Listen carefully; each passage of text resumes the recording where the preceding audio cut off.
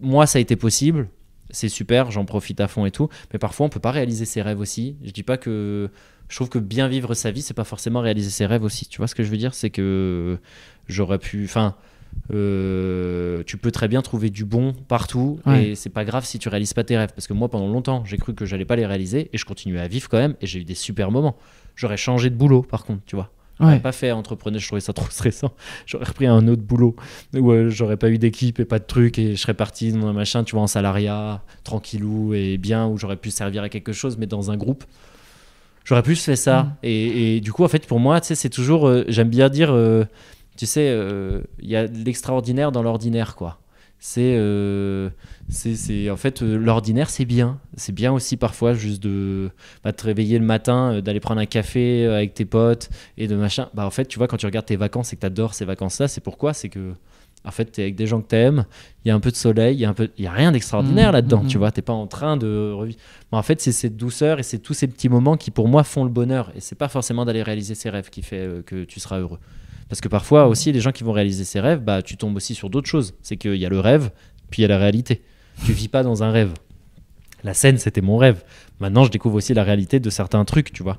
De certains milieux, de ce que ça demande aussi sur moi, mon corps. Comme ça m'a fait changer toutes mes mauvaises habitudes, tous mes trucs. Parce que je suis tellement connecté maintenant avec mon corps à monter sur scène que les soirées avec les potes, quand ils me disent allez viens un anniversaire et machin et autres, bah moi j'y vais mais je reste pas tard parce qu'après je suis fatigué. Donc là je vois pas mes potes pendant, ça fait un mois que j'ai pas vu mes potes, tu vois, ils seront là ce soir c'est ma dernière mais je pars demain à Caen, donc ils sont là, on va fêter ça ce soir, moi je serai là, bah vous fêterez ça pour moi mais moi non, machin. Donc en fait t'as aussi une autre vie, ça arrive avec d'autres choses, parfois tu pars en tournée, du coup tu vois pas les gens que t'aimes, enfin, et tu vois, et ça c'est la réalité aussi. Et en vrai ça va, comme métier c'est pas très difficile, il y a des gens qui se font des heures à se lever à 3h du mat pour leur boulot, avec de la pénibilité, à finir avec de l'arthrose et à la fin voilà.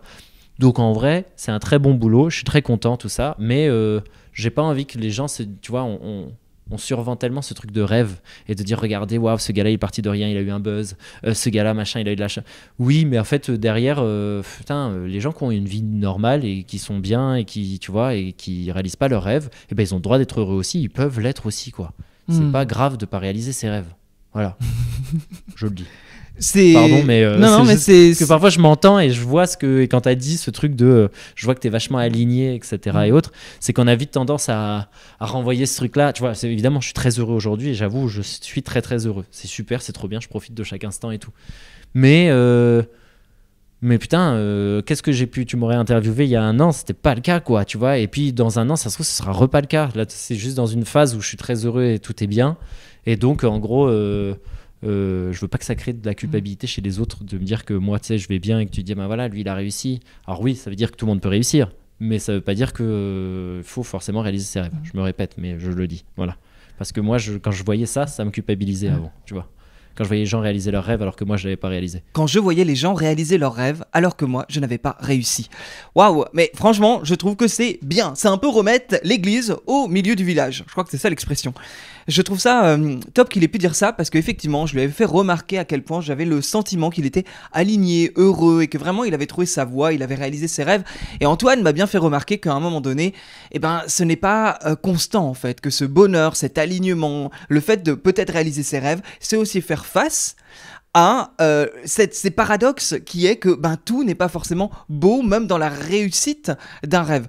On reprend des enseignements classiques de la PNL, donc programmation neurolinguistique, également du développement personnel que l'on peut retrouver chez David Laroche par exemple, qui est les paradoxes et qui est cette idée qu'il y a forcément des inconvénients à une situation et que donc sur une pièce de monnaie, tu as deux faces. On peut pas toujours regarder le fantasme sans regarder les inconvénients que l'on aura face à ce fantasme. Et ça, c'était hyper intéressant parce que quelque part, on pourrait lui poser la question finalement, qu'est-ce que tu as perdu en réalisant ton rêve ?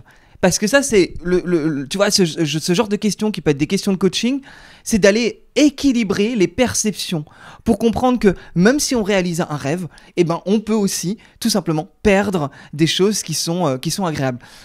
Ça peut arriver, donc là, bon, je vais pas te refaire ce qu'il a dit, il y a eu vraiment cette idée que lui, ben forcément, ça lui demande aujourd'hui d'être dans un rythme où il perd des connexions avec ses amis. Sachant que, et je pense que c'est important de le préciser, les connexions avec ses amis, c'est l'une de ses valeurs fortes. Aujourd'hui, on a beaucoup parlé, d'ailleurs, dans l'épisode avec Antoine, du célibat et à quel point lui, il essaye d'être bien avec lui-même avant de rencontrer la personne idéale, et que la forme d'amour qu'il peut trouver, c'est avec ses amis. Donc forcément, le fait est de faire moins de soirées, d'être moins présent pour ses amis, c'est vraiment pour lui, c'est vraiment pour Antoine, en tout cas quelque chose de négatif. En tout cas, c'est une perte. Donc, réaliser son rêve, c'est clairement diminuer l'une de ses valeurs, en tout cas, qui ne peut pas alimenter autant qu'il le souhaiterait. Et ça, c'est hyper intéressant, parce que quand on est des fois à fantasmer la vie des autres, on oublie de regarder à quel point on ne voit que la vitrine. C'est hyper important d'aller voir qu'il y a une arrière-boutique qui n'est pas mise en avant. Ça n'est pas mis en avant dans les médias, ça n'est pas mis en avant sur les réseaux, sur Instagram, pas du tout. Et c'est là que c'est hyper important, à mon sens, quand on a l'impression de se comparer à l'autre parce que l'autre réalise ses rêves et que nous, on a le sentiment de ne pas le faire, c'est de regarder qu'on n'a pas non plus ces inconvénients-là. Les inconvénients de réaliser son rêve. Donc, je trouvais que c'était important.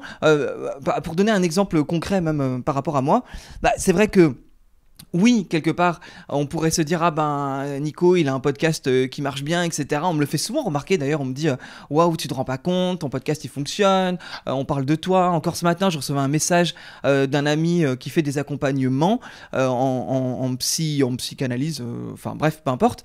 Et il m'a envoyé un message disant, oh, c'est marrant, j'ai remarqué que mes patients t'écoutent.